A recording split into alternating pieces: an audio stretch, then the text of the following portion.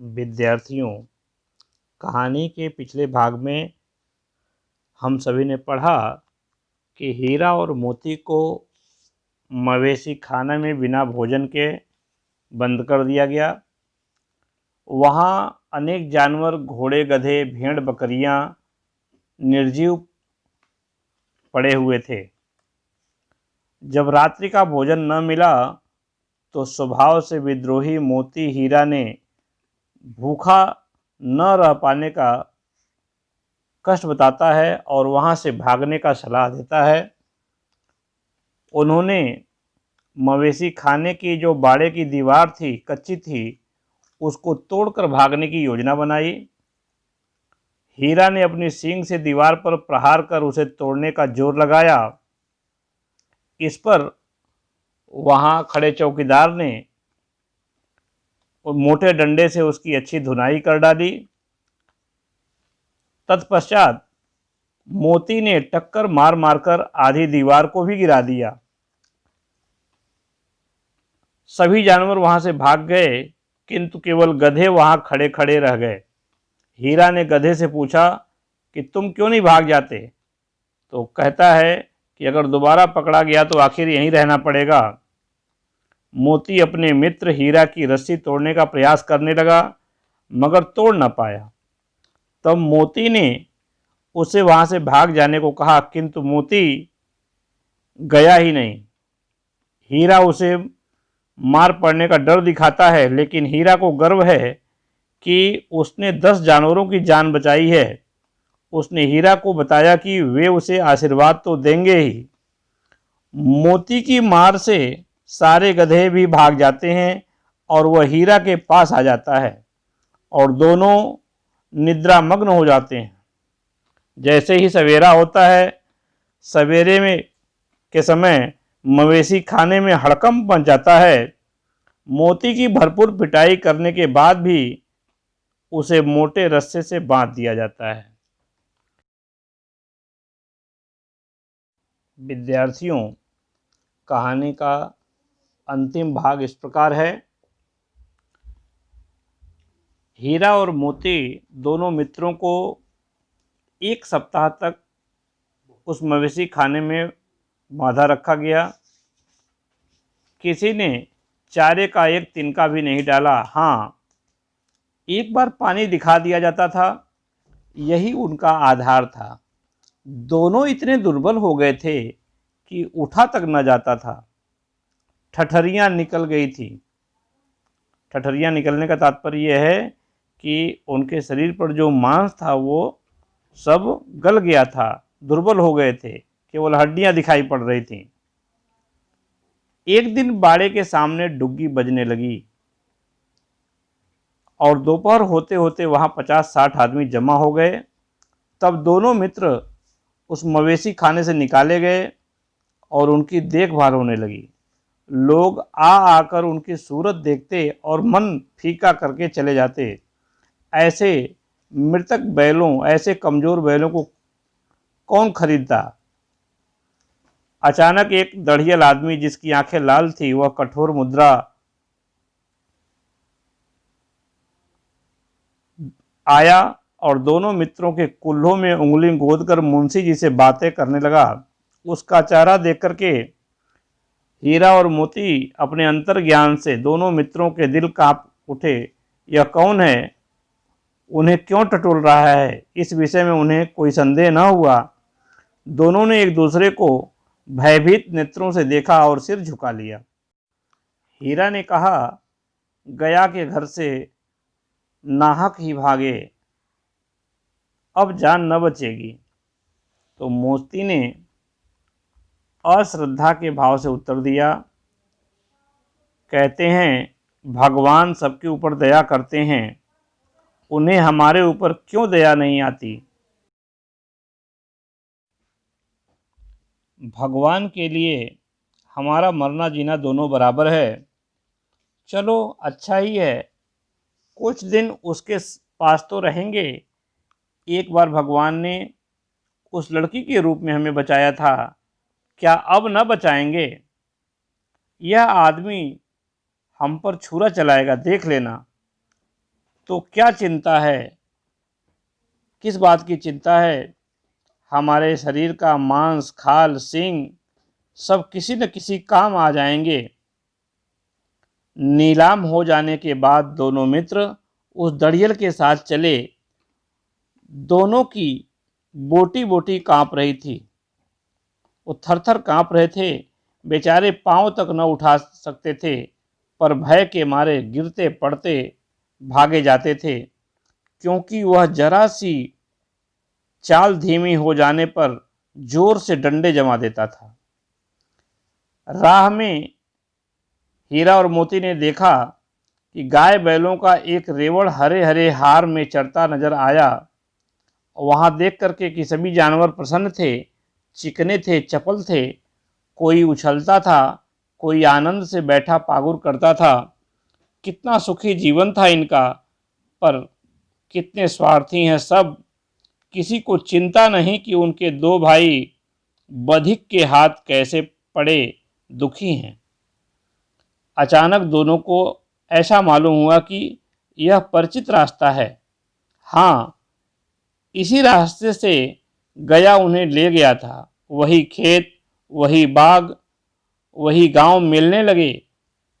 प्रति क्षण उनकी चाल तेज होने लगी। सारी थकान, सारी दुर्बलता गायब हो गई। आह, यह लो, अपना ही घर आ गया। इसी कुएं पर हम पुर चलाने आया करते थे, यही कुआं है। मोती ने कहा, हमारा घर नगीच आ गया है। हीरा बोला, भगवान की दया है, मैं तो अब घर भागता हूं, यह जाने देगा? इसे मैं मार गिराता हूं। नहीं नहीं, दौड़कर थान पर चलो, वहां से हम आगे न जाएंगे। दोनों उन्मत्त होकर बछड़ों की भांति कुलेल करते हुए घर की ओर दौड़े। वह हमारा थान है। थान का मतलब है जिस स्थान पर हीरा और मोती को भूसा और खली खिलाया जाता था। दोनों दौड़कर अपने स्थान पर आ गए और खड़े हो गए। दड़ियल भी पीछे पीछे दौड़ा चला आता था। झूरी द्वार पर बैठ करके धूप का आनंद ले रहा था। बैलों को देखते ही दौड़ा और उन्हें बारी बारी से गले लगाने लगा। मित्रों की आंखों से आनंद के आंसू बहने लगे। एक झूरी का हाथ चाट रहा था। दड़ियल ने जाकर बैलों की रस्सियां पकड़ ली। झूरी ने कहा, ये मेरे बैल हैं। तो उसने पूछा, तुम्हारे बैल कैसे? मैं मवेशी खाने से नीलाम लिए आता हूँ। मैं तो समझा हूँ चुराए लिए आते हो, ऐसा झूरी ने कहा। चुपके से चले जाओ, मेरे बैल हैं, मैं बेचूंगा तो बिकेंगे। किसी को मेरे बैल नीलाम करने का क्या अधिकार है? जाकर थाने में रपट कर दूंगा। मेरे बैल हैं, इसका सबूत यह है कि ये मेरे द्वार पर खड़े हैं, ऐसा झूरी ने कहा।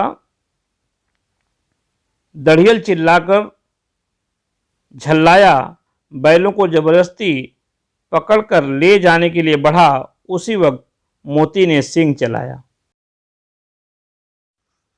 दड़ियल पीछे हटा, मोती ने पीछा किया। दड़ियल भागा, मोती पीछे दौड़ा।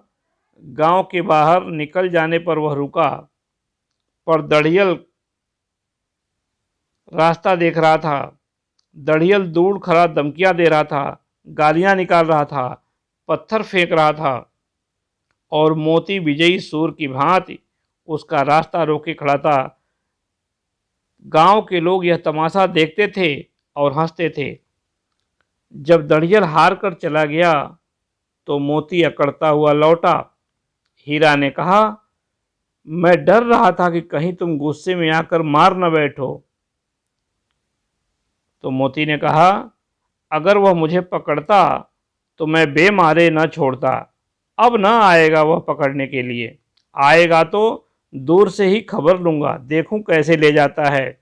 चाहे मुझे गोली मरवा दे, मर जाऊंगा, पर उसके काम तो न आऊँगा। हमारी जान की कोई जान नहीं समझता, इसलिए कि हम इतने सीधे हैं।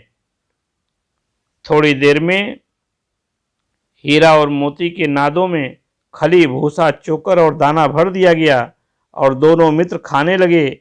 झूरी खड़ा दोनों को सहला रहा था और 20 लड़के तमाशा देख रहे थे। सारे गांव में उत्साह उल्लास सा मालूम होता था। उसी समय मालकिन ने आकर हीरा और मोती के माथे को चूम लिए। विद्यार्थियों, कहानी के इस भाग का सारांश इस प्रकार है। हीरा और मोती को मवेशी खाने में 1 सप्ताह दोनों को भूखा ही बांध दिया गया। पूरे दिन में केवल एक बार ही पीने के लिए पानी मिलता था। इस कारण से दोनों बैल निर्जीव हो गए, कमज़ोर हो गए और एक दिन उनकी नीलामी कर दी जाती है। डरावनी सूरत और दाढ़ी वाला एक व्यक्ति उनको खरीद लेता है। हीरा और मोती दोनों भगवान पर बहुत भरोसा करते हैं, भयभीत हो जाते हैं। उन्होंने भगवान को याद किया और साहस के अभाव में भी दौड़ पड़े। वह दड़ियल के भय से निर्जीव होते हुए भी भागे जा रहे थे। तभी उन्हें ऐसा लगा कि जिस रास्ते से वो भाग रहे हैं वह रास्ता तो जाना पहचाना है। उनकी सारी थकान दूर हो गई और उनकी दौड़ भी तेज हो गई। अपना गांव आने के पश्चात वह अपने पुराने बंधन के स्थान पर खड़े होते हैं, किंतु वही खरीदार दड़ियल आकर उनको पकड़ लेता है। झूरी आकर दड़ियल को बैलों को ले जाने से रोकता है। इस पर जब वह उन्हें बलपूर्वक ले जाना चाहता है तो मोती उसे अपने सींग से मारता हुआ दूर खदेड़ देता है। डर से भागता हुआ दड़ियल गांव के बाहर पहुंचकर गालियां देने और पत्थर फेंकने लगता है। यह तमाशा देखकर गांव वाले ठहाका मारकर हंसने लगते हैं और दड़ियल भाग जाता है। कुछ ही समय उपरांत उनके नाद में खली और भूसा डाल दिया जाता है। झूरी उनको प्यार से हाथ फिराकर सहलाते हुए पुचकारने लगता है। झूरी की पत्नी भी उनके समीप आकर दोनों को चूम लेती है और पूरे गांव में अलग ही आनंदमय और उत्साह का माहौल बन जाता है। विद्यार्थियों, इस प्रकार से 2 बैलों की कथा कहानी समाप्त होती है। धन्यवाद।